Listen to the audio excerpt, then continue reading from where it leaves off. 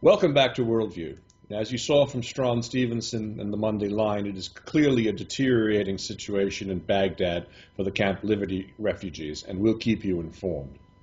Now, we don't normally do much here or talk much here about politics in the Netherlands. The Dutch are very efficient and business-oriented, but there's been an event in the last week that has many talking about royal family succession and changes across Europe, as the first next-generation monarch, Prince Willem-Alexander, who, by the way, is a graduate of our partner school, Atlantic College, will assume the monarchy of the Netherlands, ending 3 straight generations of female rule there. Now, joining us to discuss this and other political developments there is Harry van Bommel. Harry's a Dutch politician in the Tweede Kamer, that's their House of Commons, an anti-globalization activist and a former educator. And as a member of the Dutch Socialist Party, he's been an MP since 1998, where he focuses on matters of foreign affairs and the European Union. And he joins us now to discuss the new monarch for the Netherlands and the changing face of Dutch politics in the era of austerity. Harry van Bommel, welcome to Worldview. Thank you very much. Harry, you and I shared the dais a decade or so ago in Amsterdam discussing the then pending U.S. invasion of Iraq and the war in Afghanistan. Now, as a senior member of the SP, what does the abdication of Beatrix mean, and is it significant in the broader context of the seeming somewhat less open Dutch society? First of all, it means the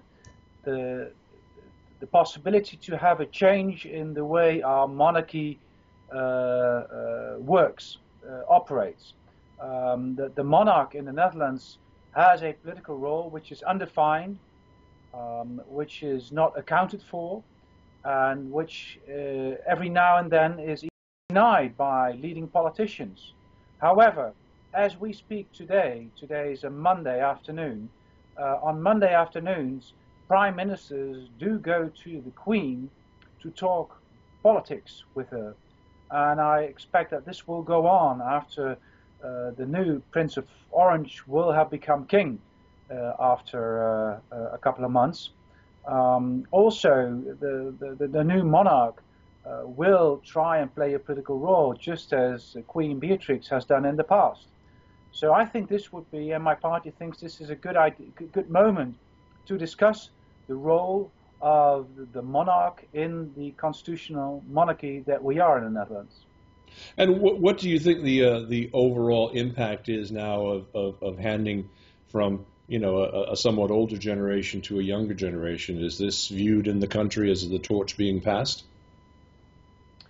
Well, obviously, our Queen has waited for a moment in politics where it would be easier to hand over the throne to her son, and this has to do with various reasons. One of them is the fact that the right-wing party for Mr. Wilders' party, the PVV, Party for Freedom, is not supporting the government anymore.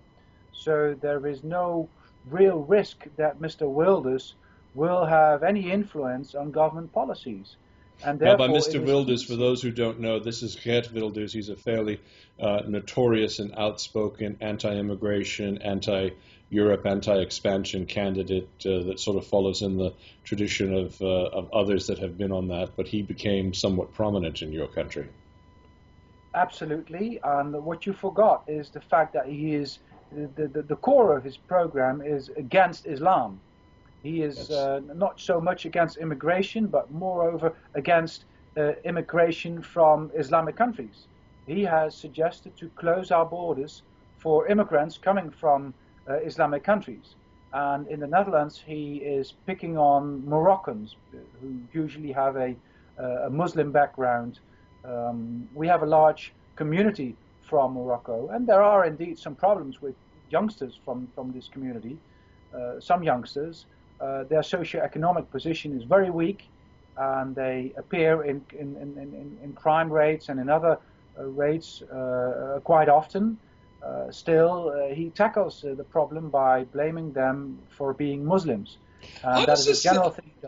How does this happen in a country that is so renowned for being socially open in so many areas? I can remember from the period that I lived there almost a decade ago, a little bit more than a decade ago, the election of the far-right Pim Fortuyn, who was assassinated just before the election, and how that threw the government into chaos.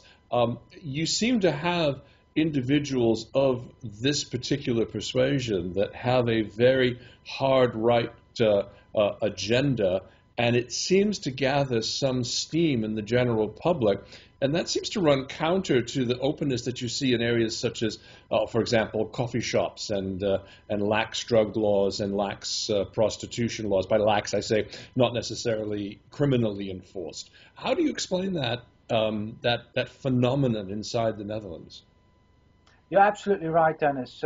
Things have changed considerably in the Netherlands since 2002, the year that Pim Fortuyn was murdered, and things have never gone back to the period before 2002. So there's always been room, say, some 20, 25 seats for a party that is trying to blame some group in the Netherlands. Mr. Fortuyn tried to blame immigrants and was very much a critic of Islam, but not to the extent that Mr. Wilders is trying to exploit the fear there is of Islam in the Netherlands and in Europe in general. So he is exploiting this to the extreme and uses every incident there is in the Netherlands, not just in the Netherlands, in Europe, even in the world, to blame groups of Muslims collectively, and suggesting that Muslims that have been born in the Netherlands from Moroccan background, Moroccan parents, that they should be sent back to the country of their parents. That is something that will never happen, of course, because they have Dutch citizenship.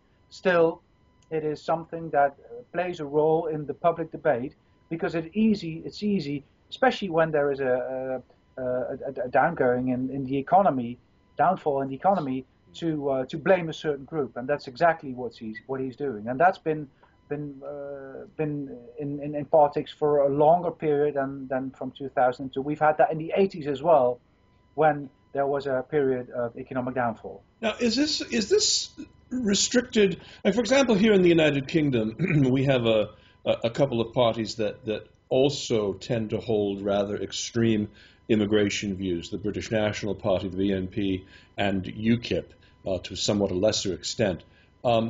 And they tend to, and I'm making a generalization, so if I'm wrong, please stop me. They tend to find that the more rural an area is, the more conservative it also becomes, and those are the areas that tend to follow those two parties here in the UK. Do you see a similar sort of socioeconomic division inside of the Netherlands, where the more rural communities will tend to be followers of Wilder as opposed to those in the Randstad, the four main city areas, or is this all across the board? It's across the country. We see that Mr. Wilder's party has participated in the local elections of some of the biggest cities, and in the fifth city of the Netherlands, called Almere, he became the biggest party. He did not take the political responsibility to govern in this city, but out of nothing, he became the biggest party. He also got quite some seats in the city council of The Hague. We know, of course, that in Rotterdam, Mr. Fortuyn's party became out of nowhere, I think, even the biggest or the second biggest. So it is in the biggest cities where we have large group of people in a socio-economic weak position that the parties like Mr. Wilder's party or Mr. Fortuyn's party tend to flourish. And they're able to exploit that particular situation in the economy. Absolutely. Fascinating stuff. So how is the government sits at this particular point, and what is the SP's role? Because you've had some relative success, I would think, in the last few years. We have a new government since the end of last year. It is now a government existing of two opposing parties: the Liberal Party on the right, the Liberal Conservative Party, and the Social Democratic Party on the left. They have, however, been able to find each other in severe budget cuts in the public sector, in raising the pensioning age, in making healthcare far more expensive for people by increasing the personal risk for households. So they have been able to come to a policy program where the elderly and people with low incomes are hit in a way that we've never seen before. And therefore we now see polls where the Conservative Liberal Party and the Social Democratic Party are facing severe losses in their public support. Well, something we'll definitely be keeping our eyes on. We've been joined by Harry van Bommel of the Socialist Party in the Netherlands, member of the Parliament there. Thank you for joining us here on Worldview. Thank you very much, and hope to see you again. Same here, and we'll be back after this.